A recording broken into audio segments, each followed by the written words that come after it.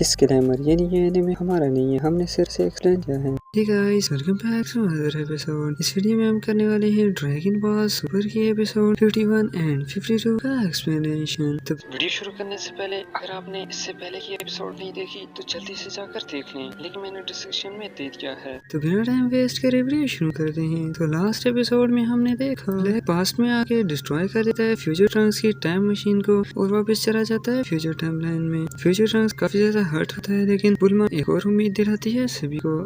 आगे एपिसोड के शुरू में हम देखते हैं कि सभी लोग हैरान होते हैं एक और टाइम मशीन को देख के। तभी वीरस बोलता है, ये सब मेरे सामने ही क्यों कर रहे हैं, इन्हें पता होना चाहिए कि ये मेरी ड्यूटी है कि ऐसे कामों को रोकूं, इन लोगों को खत्म करके। तो विस बोलता है, हाँ ये आप कर तो सकते हो लॉर्ड, लेकिन मुझे नहीं लगता कि उसके बाद आपको इतने अच्छे खाने खाने को मिलेंगे। फिर आपको के पूछने में बुल्मा सभी को बताती है कि ये वही टाइम मशीन है जिसका यूज करके सेल आया था इस टाइम लाइन में, और ट्रंक्स के वापस फ्यूचर में जाने से पहले बुल्मा ने ट्रंक्स की टाइम मशीन लेकर अपने पास रख दी थी ताकि वो इसकी टेक्नोलॉजी को समझ पाए। लेकिन लैब में रखने के बाद वो कम्प्लीटली ही भूल गई थी इस बारे में। जबकि गोकू कुछ इस तरह से हक कर रहा होता है टाइम मशीन को और बुल्मा से बोलता है कि उसे जल्दी से वन वे का ही फ्यूल दे दे ताकि वो जाके छुट्टी करे गोकू ब्लैक की। वेजिटा बोलता है कि वो भी जाएगा, लेकिन तभी बुल्मा बताती है कि इतनी भी क्या जल्दी है, इस हालत में तो ये बिल्कुल भी ऑपरेट नहीं हो पाएगी। और ये भी बताती है कि उसके पास जब तक ये फ्यूचर बुल्मा के लिखे हुए नोट्स हैं वो और डैड मिलकर इसे जल्दी रेडी कर लेंगे। तो गोकू ये सुनते ही कि उसके पास कुछ टाइम है जाने से पहले, तो वो तुरंत ही विश से विनती करने लगता है कि वो उसे ट्रेन करे, लेकिन वो ये बोलकर मना कर देते हैं कि वो इस टाइम मशीन और टाइम रिंग को लेकर काफी ज्यादा क्यूरियस हैं। वो जब तक इस मिस्ट्री को नहीं सुलझा लेते बिल्कुल भी ट्रेनिंग देने के मूड में नहीं। तभी पिक्लो बोलता है कि वो वेजिटा के साथ ट्रेनिंग क्यों नहीं कर लेता। तो गोकू बताता है कि वेजिटा का फेस बहुत ही डरावना है, इसलिए उसे डर लगता है उसके साथ ट्रेन होने में। और विश से बोलता है कि वो आखिरी बार पूछ रहा है कि ट्रेनिंग दोगे या नहीं। विश मना कर देता है तो गोकू टेलीपोर्ट हो जाता है किंकाई के प्लैनेट की तरफ, जबकि वेजिटा एटीट्यूड दिखाते हुए ट्रेन होने चला जाता है ग्रेविटी रूम में। और इस तरफ किंकाई गोकू को देखते ही चिल्ला के बोलता है, दफा हो जाओ यहाँ से, क्योंकि पहले ही गोकू ने कुछ ऐसा हाल बनाया होता है किंकाई के प्लैनेट का। लेकिन गोकू को कुछ भी समझ नहीं आ रहा होता कि आखिर किंकाई इतना नाराज क्यों है, और किंकाई भी इतना ज्यादा एग्रेसिव होता है कि वो गोकू को पूरी बात भी नहीं बताता। जबकि फ्यूचर टाइमलाइन में ब्लैक अपनी स्ट्रेंथ इंक्रीज करके डिस्ट्रैक्शन कर रहा होता है कि तभी ये भी रिवील हो जाता है कि मैं अभी भी जिंदा है, जब हल्का सा मूवमेंट होता है उसकी बॉडी में। और यहाँ प्रेजेंट में बुल्मा ने उसके मॉम डैड को भी बुला लिया होता है उसके साथ हेल्प के लिए। ट्रंक्स की ग्रैंड मदर प्यार देती है ट्रंक्स को एंड डॉक्टर ब्रीफ नोट्स को देख के बताता है कि इन नोट्स की मदद से वो जल्दी से पहले जैसा बना देंगे। और अब लैब में जाने से पहले बुल्मा पिक्लो और रेन को टास्क दे देती है प्लान को ठीक करने का। तभी वो दोनों ग्राउंड को देखते हुए बोलते हैं, हम फाइटर हैं ना कि लैंडस्केपर। जब वो दोनों देखते हैं कि और कोई वे ही नहीं सिवाय इस ग्राउंड को ठीक करने का, तो पिक्लो बताता है कि इससे उनकी और भी ट्रेनिंग हो जाएगी। गो की बातों को माइंड में रखते हुए एंड चले जाते हैं उसे ठीक करने के लिए। एंड अब फ्यूचर ट्रंक्स काफी खुश होता है मेई को देख के, क्योंकि उसे अभी यही लगता है कि फ्यूचर में ही मर चुकी है। तो अब इस मेई को थैंक्स बोलते हुए बताता है कि उसने फ्यूचर में ट्रंक्स की कितनी ज्यादा मदद की है, कि उसकी मदद के बिना वो पास्ट में भी ट्रेवल नहीं कर पाता। एंड फ्लैशबैक में हम देखते हैं कि गोकू ब्लैक डिस्ट्रैक्शन कर रहा होता है चारों तरफ। तो फ्यूचर ट्रंक उसे रोकने की नाकाम कोशिश करता है, लेकिन ब्लैक की पावर काफी ज्यादा होती है ट्रंक से, और अब वो पावरफुल अटैक से मार नहीं पा रहा होता है ट्रंक्स को। कि तभी मई बीच में सोलर फ्लेयर के जैसा कुछ फायर करके थोड़े समय के लिए ब्लाइंड कर देती है ब्लैक को, और ट्रंक्स को लेकर गायब हो जाती है वहाँ से। देन नेक्स्ट सीन में हम देखते हैं कि मई जख्मों पे मेडिसिन लगा रही होती है ट्रंक्स के, तो ट्रंक्स मना कर देता है कि वो इस सब से दूर रहे, ये काफी ज्यादा रिस्की है उसके लिए। लेकिन मई बताती है कि वो उसे अकेले ही सेक्रीफाइस नहीं करने देगी दुनिया को बचाने के लिए, वो भी उसके साथ है।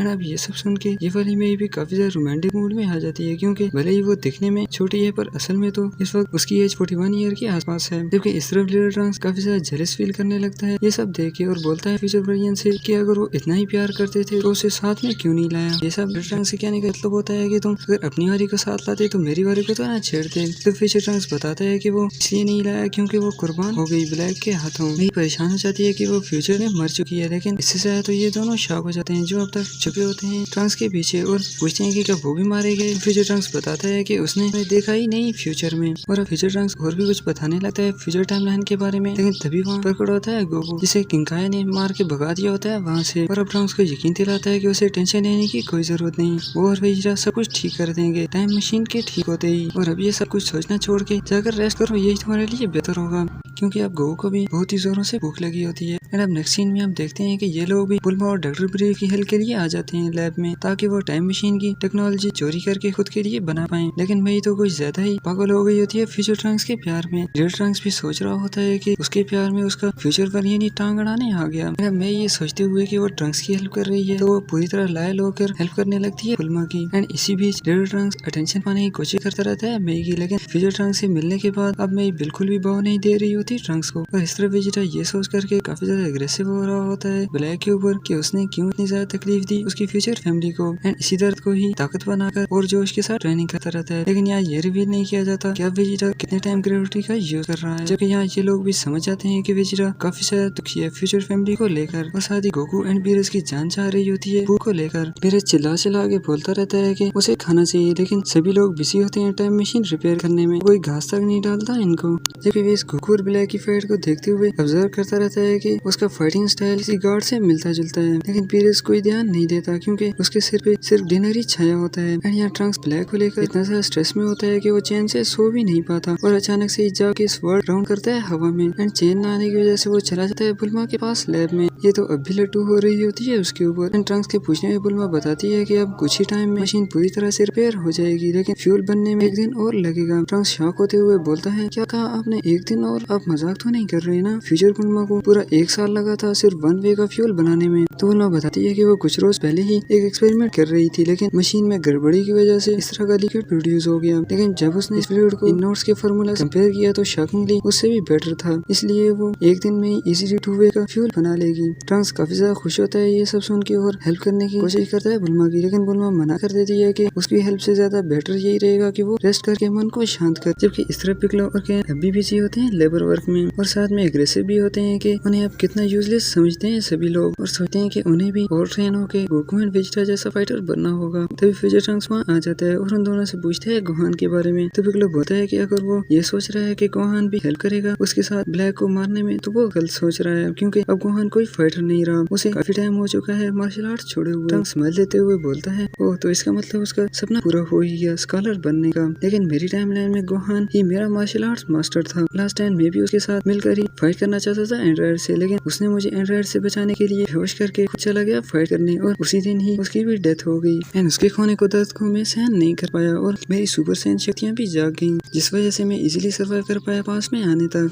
एंड ये सब सुनने के बाद क्रेन और पिकलो समझ जाते हैं कि ट्रंक्स काफी ज्यादा स्ट्रेस में है ब्लैक को लेकर, तो वो दोनों ट्रंक्स को फोर्स करते हैं गोहान से मिलने जाने के लिए और बोलते हैं कि फ्यूचर गोहान को खोने का काम भी थोड़ा कम हो जाएगा पास्ट वाले गोहान से मिलके। और ट्रंक्स को गोहान के कॉलेज का मैप देकर भेज देते हैं उससे मिलने के लिए, क्योंकि ये टाइम गोहान के कॉलेज का होता है जहाँ वो एज अ स्कॉलर ड्यूटी कर रहा होता है। और यहाँ डीबीएस की एपिसोड 52 खत्म होती है। तो फ्रेंड्स यहाँ पे एक क्वेश्चन है आपके लिए कि हम जानते हैं कि जी फाइटर एक दूसरे की एनर्जी को सेंस करके ही उसकी एग्जैक्ट लोकेशन का पता लगा सकते हैं, तो फिर ट्रंक्स मैप का यूज क्यों करता है गोहान से मिलने के लिए? आंसर कमेंट बॉक्स में दे सकते हो। नेक्स्ट वीडियो में पहले 3 करेक्ट आंसर वालों का शाउट आउट होगा।